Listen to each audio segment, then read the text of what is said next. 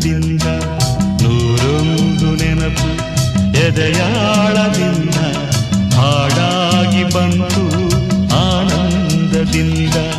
ಸಿಂಧೂರವಿಂದು ನಗಲಮ್ಮ ಎಂದು ಎಂದೆಂದು ಇರಲಮ್ಮ ಈ ದಿವ್ಯ ಬಂದ.